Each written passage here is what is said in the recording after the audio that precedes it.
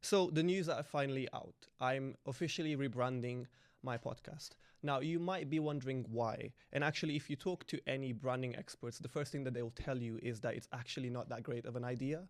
I have a friend of mine who's a great branding expert, and when I spoke to her about the idea of rebranding, the first thing she said is, don't think that's a good idea.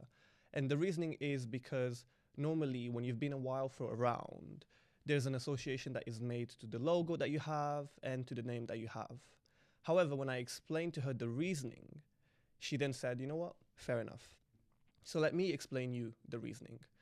The podcast used to be called What's Up and What's Next, and we had a pretty good logo. But at the time that I launched the podcast, it had a particular purpose, and I feel like it served that purpose and it fulfilled a role in a certain chapter of my life. But as I've evolved, as my content has evolved, the podcast kind of has to catch up and has to therefore also evolve. And so what that means to me is a rebranding, and it's a rebranding of the podcast logo, it's a rebranding of the podcast name, and more importantly, it's a rebranding of the production value. Because my main focus with the podcast is to always give you the best production value, to always give you the best listening experience, which I have. But now, more important than ever, it's to give you the best watching experience. So let's talk about the name. Momentum. For me, first of all, I think it's just quite a nice name. It just rolls off the tongue quite nicely, momentum, But that aside, and more important than that, when I asked myself the question, which is, what am I trying to achieve with the podcast? What is the goal? Back in 2020, when I first launched, the goal was to educate, entertain, and inspire people through meaningful content. And today, that is still the goal. That is still the goal. It hasn't changed. However, when I reflect back on it, it's actually much deeper than that. It's much, much more deeper than that. For me, when I think about it and when I make and produce pieces of content, I'm thinking about how can I help you build momentum in your life? How can I help you gain momentum in your life? And how can I help you create momentum in your life? That's really what it's about. It's about momentum. That is mainly the reason why I chose that name, because one, it rolls off the tongue nicely, but two, it's just, that's the purpose, that's the goal. And hopefully we have done that really well so far, and hopefully we continue to do that from this point onwards. Now, the logo. We had a quite of a nice logo. I really like the logo, but I wanted something that was more closely aligned to the messaging and the content that I'm trying to produce.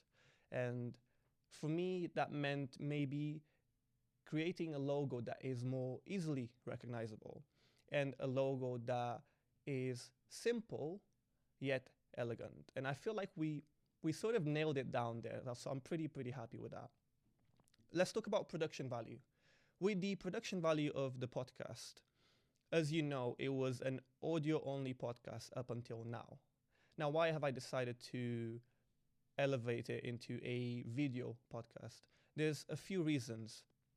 But before I talk about those reasons, this is actually something that has taken me a while to get here. It's taken me a little bit of time to actually turn this into a video podcast because, being quite honest, it's a bit of work. It's logistically a lot more. It's a lot more resource intensive. So there's a lot more that goes into managing a video podcast, into handling and navigating the logistics of a video podcast. So that's one reason. Another reason is perhaps, and if I'm being truly honest with you all, I had maybe a few fears around going video, which is interesting because I am a content creator on social media, so I make videos on a daily basis. This is what I do. I'm on camera. But I don't know, there was something about turning the podcast into a video podcast that I guess in a way was a bit scary. But I thought, fears or no fears, I'm going to do it anyways because it's the right time. And I feel like it's the right time because, one, a lot of you have been asking for the podcast to be video, so hopefully you'll be happy to know that it is. And two, because if I want to really scale the impact of what we're trying to do here, then I have to turn it into a video podcast. I have to give the podcast an opportunity to reach more people, to impact more people, and just to deliver impactful and meaningful content to more people. And video is very heavy on the discovery algorithms of social media platforms, and just having this as a piece of estate on YouTube, I think it will be quite nice. Some of you actually are more of a visual learner, so you actually prefer to watch than you do to listen. So hopefully there's a bit of everything for everyone now, and I'm hoping that is one of the key things that we are achieving by upgrading this to a video podcast. So we've talked about that. I hope that you guys are ready for the new journey. Momentum is the new name. We have a new logo. Production value has gone up, as you can see. So I'm really excited to take you all on this journey. Now, today's episode is an interesting one because we've actually spoken about it on this podcast before, but I want to speak about it in a bit more depth. I want to talk about it from angles that maybe we haven't talked about it before, and that is discipline. You might have heard the traditional definitions of discipline before. Discipline is doing things regardless of how you feel. Discipline is doing things that you love, but doing it like you, or doing things that you hate rather, but doing it like you love them. Discipline is about habits, routines, and rituals. Discipline is blah, blah, blah. You've heard it all, the traditional definitions, you know about it, I know about it, it's the usual stuff. But no one ever talks about what are the components or the ingredients that make up discipline. What does actually make discipline the dish that it is? What is the ingredients behind it? Now, a lot of you would say habits, routines, and rituals. A lot of you would say those are actually the ingredients that make up the dish of discipline. But I would disagree. I would say that routines and habits are perhaps the sauces and the seasonings, but the actual ingredients, those are not ingredients, those are sauces, those are seasonings. They're not the ingredients of the discipline dish. So let's talk about those components and those ingredients. Thankfully, Stephen Bartlett has created this framework in his latest book called The Diary of a CEO. The framework is called the Discipline Equation. Now, I absolutely love that equation and that framework. I actually think it's one of my favorite frameworks of his entire book, in his latest book. I love it so much because it just makes so much sense. It just makes complete sense in the way that it's framed, in the way that it's explained. And I'm hoping that by sharing that with you, you will find a lot of it resonating to you because it heavily resonated with me. So according to the book, along the lines of this, the discipline equation is defined as something along the lines of discipline equals the perceived value of the goal plus the psychological reward of the pursuit minus the psychological disengagement of the pursuit. Now, I personally like to simplify things a lot more. So the way that I understood it and the way that I interpret the equation is discipline equals importance plus enjoyment minus friction. That's the way that I like to simplify it. So let's talk about each of those elements of the equation. Importance. Importance is your why. Why is this important to you? Why does it matter? Then you have enjoyment. And to me, enjoyment is how much do you enjoy pursuing this goal? And then we have friction. And to me, friction is what obstacles, if any, are there to the pursuit of this goal.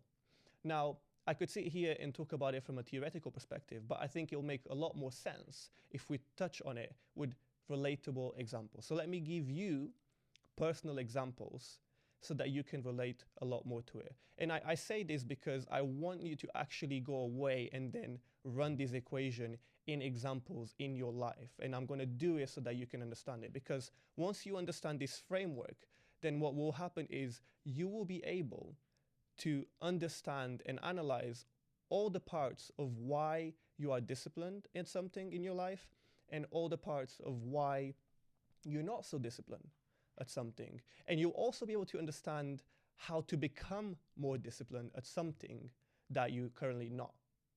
And so Let me give you an example. Let's talk about the gym. I think the gym is a great example because it's one of those examples that hits home.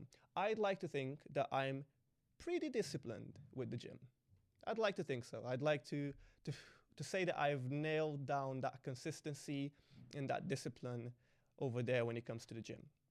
Now, why am I so disciplined with the gym? Right? I go 5 times a week, which is pretty much every day. I'm there at 6 a.m. ready to go every single day. Why am I so disciplined with the gym? So if we run it through the equation, we'll find out that, well, importance, what do we have here? So to me, I feel like health as a whole gained a massive importance into my life around 2020. So when COVID came, the pandemic, lockdowns, quarantine, you know the drill. That's when health really became important to me.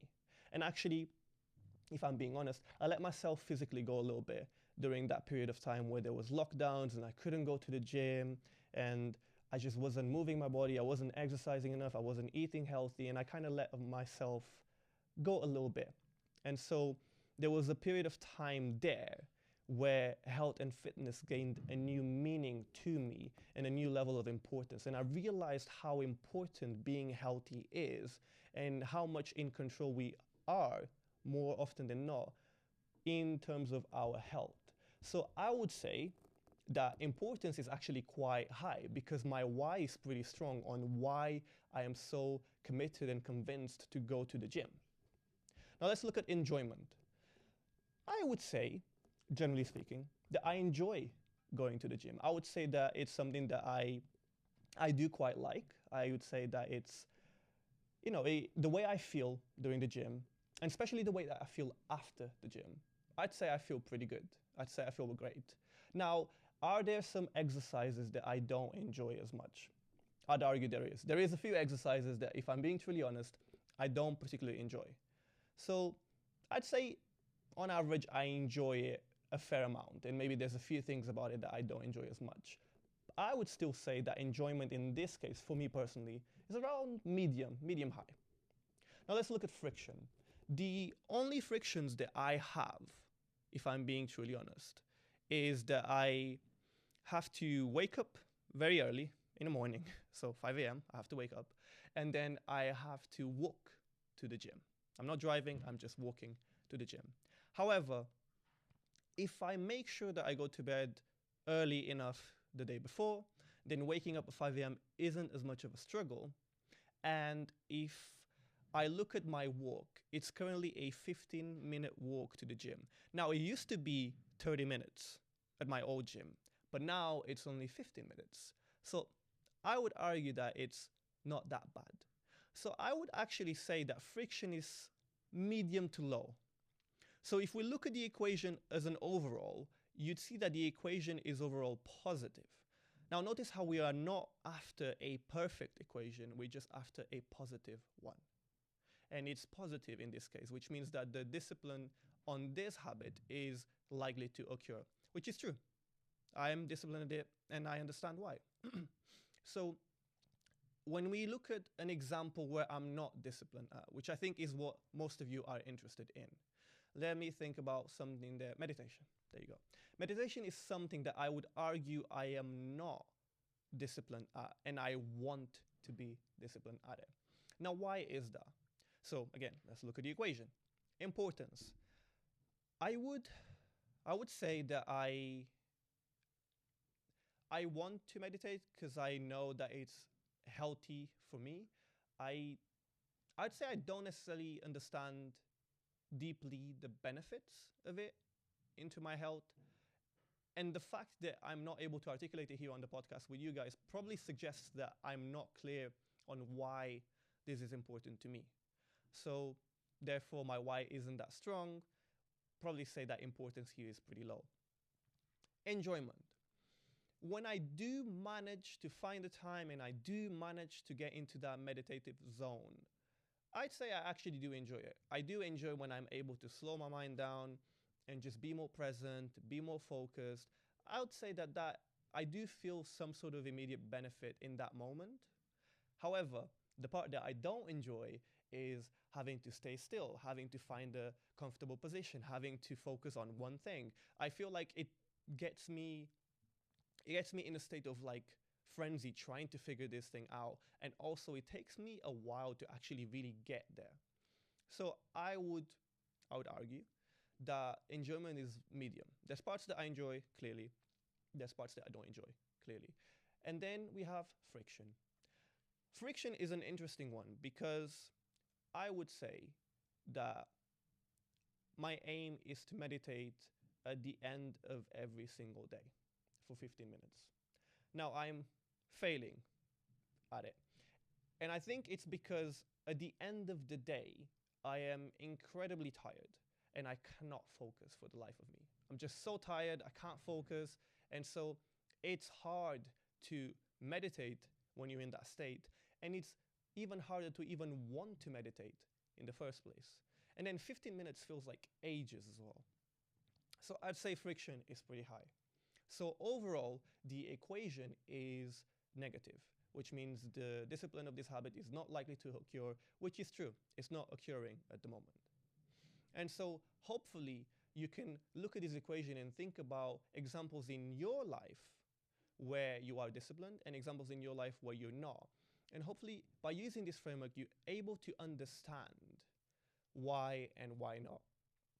Now, understanding is great, but what do we do about it?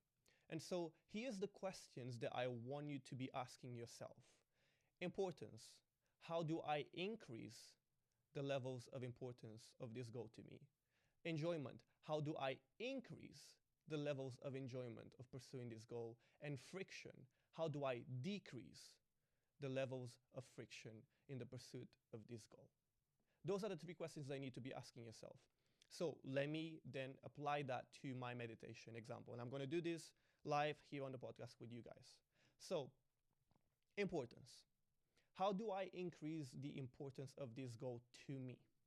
When I think about meditation, I'm thinking, the first thing that comes to my mind is maybe if I just do a little bit more research on the health benefits of meditation, then maybe I feel like I could increase my why around it, because health is a massive, strong value of mine. And I feel like if I can just get clear, like crystal clear on the direct benefits of meditation and how that impacts my health overall, I feel like if I can just do that, I can increase my why enough for why I want to do it. And I feel like it'll make me want to do it more, actually. So I feel like that's the first and the easiest thing that I can think of on how to increase the importance of meditation to me. Now, if we talk about enjoyment, I think that I probably would enjoy it more if I tried a guided meditation rather than trying a silent one. Yeah, I would argue that I would enjoy it more that way. And I'll tell you why. Because when you're trying to do a silent one, you're kind of trying to figure out your ways by yourself. Whereas with a guided one, I just feel like it'd be easier, but it'd also be a lot more enjoyable. So I think that's the easiest thing I can think of is maybe I should just try doing guided meditations rather than silent ones. And with friction, I probably need to change the timing and I probably need to change the duration. I think those are the two things that I need to change. I need to change from doing it at the end of the day when I'm super tired to maybe do it at the beginning of the day when I'm super energized. And if I can do that, that would probably help me get into that habit a lot more easily. And the second thing to it is maybe I just need to change the duration. Maybe instead of attempting to do 15 minutes, maybe I can just do 7. I could just start off with 7. And actually, when I think about it, when I say 15 minutes, it sounds like a long time. Yeah, it sounds like a long time. 7 minutes sounds a lot more appealing to me. And maybe it's just a psychological thing that we have, but to me, 15 minutes sounds like a long time. 7 sounds like a lot more feasible. And so just by running my personal example through the equation, I know exactly what I need to do in order to increase the importance, in order to increase the enjoyment, and in order to decrease the friction, to help me get into the discipline of meditating in this example. Now, you might still turn around and say, okay, but Eric, I know why this goal is important to me, whatever that goal is to you. I know how I can enjoy it, and I know how to reduce the friction. And yet, Eric, I am still failing at creating that habit. So I would say there's two things here then. Maybe, and this is number one, maybe you are not being truthful with yourself. So maybe you've run it past the framework and maybe you haven't been truthful with yourself. So I'd say run it past the framework again to see if you're being truly honest and to see if there's something that maybe you've missed or you didn't give enough consideration. That's number one, is run it past the framework again just to make sure you have an accurate assessment of where you are. And number two, and here's where it gets really interesting, maybe in that framework there is a missing component. And I think that the missing component of that framework perhaps could be priority. I think that element of the equation is missing, priority. What does that mean? What is the priority of this in my life right now? And you can think of priority in three ways. You can think of priority in terms of your values, you can think of priority in terms of your circumstances, and you can think of priority in terms of your desires. And if you can think from that framework, you could probably figure out why or why not is something a priority in your life. So again, let's kind of define them and look through the examples. Your values are effectively your guiding principles. They are the principles in which you make decisions in your life. They are the principles in which you direct and navigate your day-to-day life. And a lot of the times, the things that we think are our values normally aren't. For example, you might say that family is your value. But is it really? Do your actions align with that?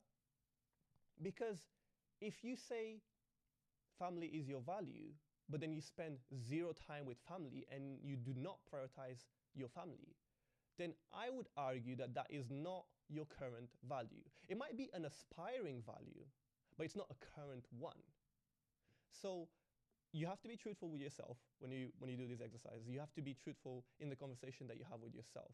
Maybe it's an aspiring value, but it's not a current one. And the best way to define that is, do your thoughts, your actions, and your words align? If you think family is your value, if you say family is your value, do your actions also say that too? Or do they tell a different story? Then we have your circumstances. We all have busy lives. Things happen, we always have events going on. There's always commitments that we have personally, professional, business commitments, social commitments. There's just a lot going on. And maybe we don't have the time for it. Or maybe even when we do have the time for it, we don't have the energy. And so the question that you're asking yourself here is, can I create some time and energy for this thing that I want to implement in my life? And actually, when I think about meditation, I actually think that's where meditation falls for me. That's the issue, actually, when I think about it now. Yes, I've just figured out with you guys live on the podcast how I can kind of tweak the ingredients that make up discipline in order to be able to cook that dish and be disciplined at it. But it's not actually a priority in my life. By circumstance, it's not a priority because I've not created the time to do it and to do it properly. And then the third thing here is your desires. And I say the word desire instead of the word goal in a very intentional way here.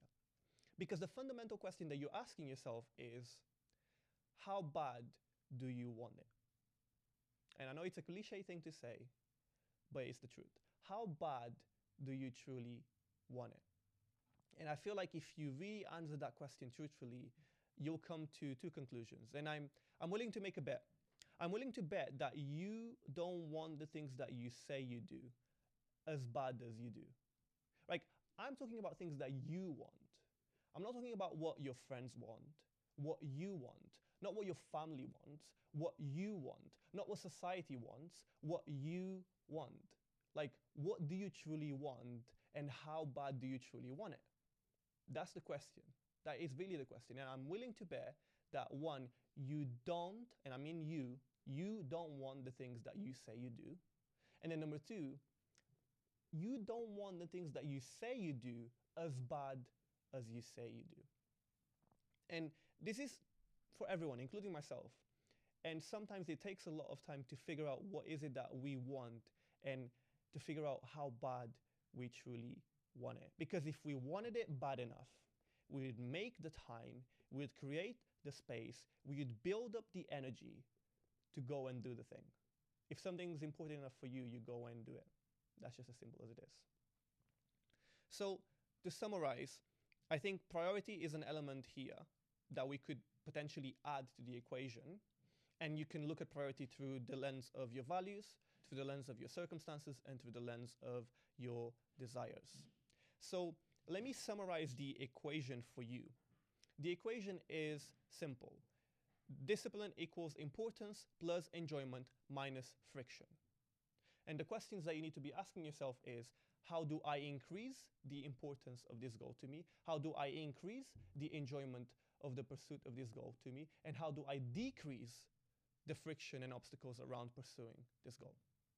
And if you've done all of that and you're still struggling with it, then the questions that you ask as a follow-up is this a priority in my life right now? And if not, how can I make it a priority in my life right now?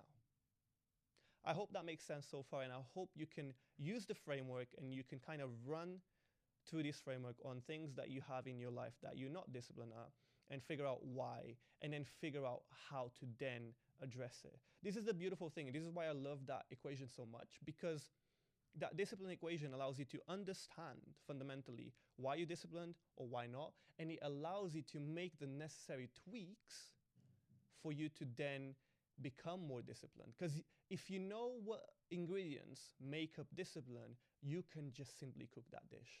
But it's very hard to cook a dish that you don't know the ingredients to. And that's why I prefer to follow recipes when I cook. Anyways, there's a new segment of the podcast called Just a Moment. It's something new. I thought I'd try this out and see how it lands with you guys. And you can tell me in the comments if it's something that you enjoy or not. But basically, there is this thing that Stephen Bartlett created. It's called the conversation cards. So it's right here. I don't know if you can see it. But this product, by the way, really, really cool product. But it's a bunch of cards that have questions in it.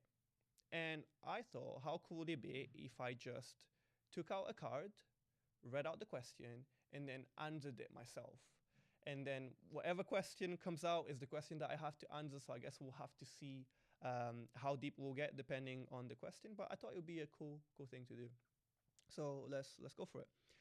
By the way, I have to say, this is a really cool product. Like the quality of this, the design, even the way it opens, like it's really, really cool.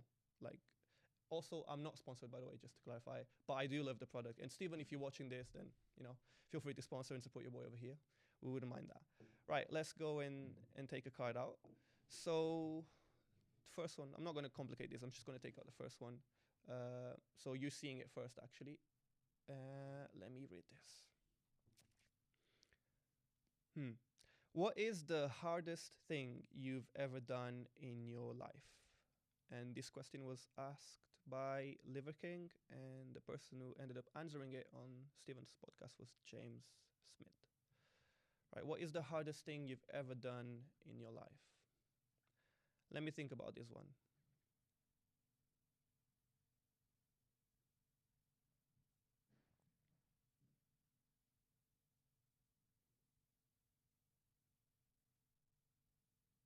It's difficult to pinpoint the hardest thing.